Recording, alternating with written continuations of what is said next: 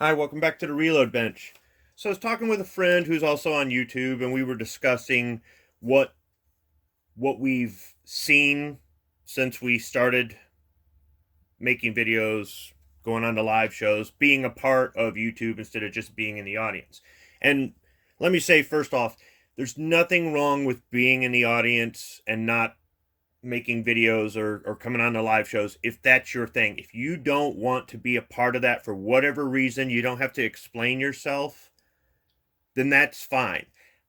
I decided to get involved. I wanted to be part of it. I there were actually times where I would be listening to live shows, live chats that would go on for hours, and they'd be talking about something, and I knew I had something to add because they're leaving out this perspective, or maybe they're getting their facts a little bit mixed up, or people are asking about it and nobody knows, or I mean, there were times where I would be actually yelling at my phone because I wanted to just jump in there, and I decided let's just jump in there. And I know for some people that's just not their thing. So if you want to stay in the audience, there's nothing wrong with that. But for those of you who have made that jump, whether you just do live shows or whether you just make videos or whether you do a mixture of the both, I think that from time to time we might want to look back and see where we were when we started and where we are today. So I went back and I looked, and it looks like I started going on the live chats in December of 2016. I maybe did a couple of those, and then I got invited onto my first live show as a panelist, and that broadcast on January 2nd, 2017. I started making my first videos in January of 2018, but I didn't start publishing videos until it looks like about April of 2018. So it's more or less been 3 years that I've been on YouTube as part of YouTube. And in those 3 years, I've learned a lot about how YouTube works. I've learned a lot about how social media works. I've learned about the business side of it. And I've learned about the risks involved in doing this, because there are some risks. If you're a sensitive person and you can't handle criticism, I'm recommending that you avoid social media, because you're putting it out there and there's always going to be somebody who's going to have an opinion. Now, sometimes that opinion is helpful. Sometimes that's constructive criticism. Sometimes when somebody gives me something I maybe didn't ask for, don't want to hear, I sit on it and I think about it. And then I say to myself, okay, maybe there is something I could do a little bit better. And then there's other times where it's somebody who's absolutely ignorant. You go to click on their link, they've got no videos. They don't do live shows. They have no idea what it's like to be on the other side of the camera. And if you can't handle that, this probably isn't the place for you. I can handle it. I think we all have a right to defend ourselves if that's what we want to do, or just ignore it or whatever. But it's one of those risks. Another risk is maybe somebody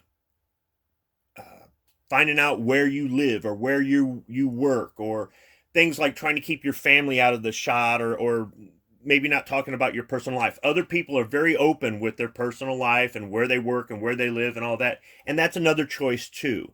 And these are all things that I've figured out on my own and from watching other people on YouTube. Now, what I'll say about the business side is I've considered it off and on. What could I do to get some form of compensation off of this?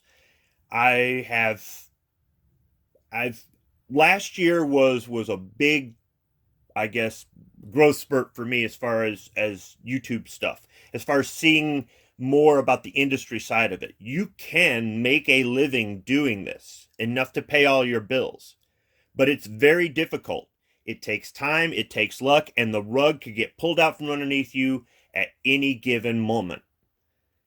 And every time I look at it and say, this is too unstable. I'd rather have a steady paycheck at a regular job where I have health benefits and other benefits that I don't have to pay for out of my own pocket. I mean, I pay a portion of it, but if I was self-employed making YouTube videos, the cost of buying health insurance and AD&D and life and short term, long term, and all that other stuff is outrageous. So for me, my dream isn't to make it rich off of YouTube. And I know some people just use it to supplement their income. Some of them just use it to pay for their hobby. And some of them are looking at this as their retirement plan. And there's nothing wrong with that. But I think there's a lot of people that have a lot of ideas and they have a lot of hopes and dreams.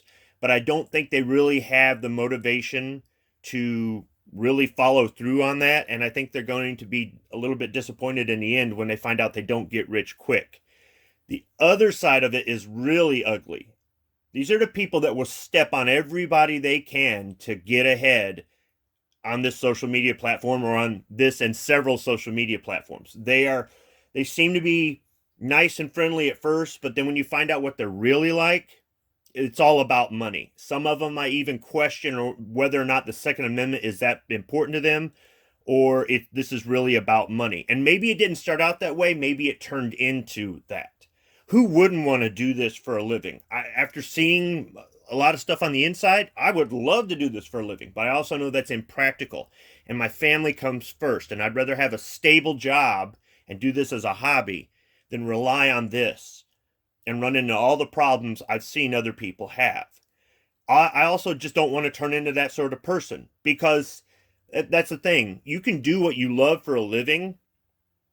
I have before. Sometimes it turns into something where you're under pressure to make money and provide, and suddenly it's no longer fun. And I'm not making excuses for these people. I've seen people stab other people in the back. I've seen people just do all kinds of things that I don't know. It's just morphed into that for them is probably what it is. And we all have our different opinions on things, and we all have our different views on our ethics and this, that, and the other. I mean, don't get me wrong. For the right price, I would sell out. But it's going to be life-changing money. And there's no sponsor that's going to give me that sort of money, especially with the kinds of videos I do. So it just isn't for me. If it's for you, it's for you. Sometimes I'm critical of that, but I think it's misunderstood. And I really need to explain that one day, but who knows when that'll be. Probably the most important thing that I've got out of this whole YouTube thing over the past 3 years are the friendships that I've made. Some of you, I think I have somewhat of a close friendship with. Some of you, I have a developing friendship with. And some of you, the friendship is almost like somebody you've gone to work with every day with for years. I think that getting to meet people in person, going to events with them, being on live shows with them, sometimes the before and after chats that are off air, I think that it helps to develop a friendship. You find out that you've got common interests. Sure, you may have some differences. We're all different people. We're all individuals. I'm not one of those people that says, you've got to be like me or else you're wrong. But I go on air with people like that. So if you're not willing to deal with a bunch of different personalities, and that doesn't mean you've got to change who you are or just nod and agree, unless of course you're trying to use them to try to boost your analytics because you're on your way up or something like that. If you just want to be honest and sincere with somebody, you can be honest. And some people don't handle that well. They don't want the truth. They just want to have their ego stroked. They want to be surrounded by yes men in their own echo chamber. And I tend to stay away from that, but sometimes you have to find out where that is through trial and error. I would say that with people like that, it's almost like a business relationship. And there's nothing wrong with that. We all have friends on different levels. But that's been the thing. If I can say I've profited at all from YouTube, it's the friends. It's also networking out, having the information, being able to get a hold of somebody about something that I'm doing. Say I need some reloading advice. Or recently I started this amateur bartending kind of series. And that's what it's meant to be, by the way, amateur. And I've gotten some comments, some input, some ideas, some advice. So it's more than just gun stuff or Second Amendment stuff, but it's a great way to network out with other people, share ideas, build relationships, and if you want to do this for a living or try to, or get some form of compensation off of this, because there are multiple ways to be compensated and multiple amounts, then it's a really good way to build those relationships. But I'd say the friendships are the most important thing I've gotten out of this. And what the future holds for me, I don't know. Maybe one day this will end. I really don't know. But I will say that I've enjoyed these past 3 years, and if things continue on the way they are, so be it. I would kind of like that. This does take a lot of time out of my schedule, but it's a labor of love. It's a hobby. I know I don't have the biggest audience. I know I don't make the greatest videos. And I know that sometimes I go against the grain, and that's not me playing a part. That's really who I am. I am that one person in the room that goes, "Hey, wait, no, no. I'm not a yes man." And I'm not trying to create waves. There are YouTubers that purposely create drama in order to build their analytics. And that's not me. That's not me. I might joke around about that. And there are lots of times where I'm joking around, other people are joking around, and I hope that's clear when we are. But overall, I'd say the YouTube experience has been a lot of fun. I'm really glad that I got invited on. I'm really glad that I succumbed to peer pressure and started making my own videos.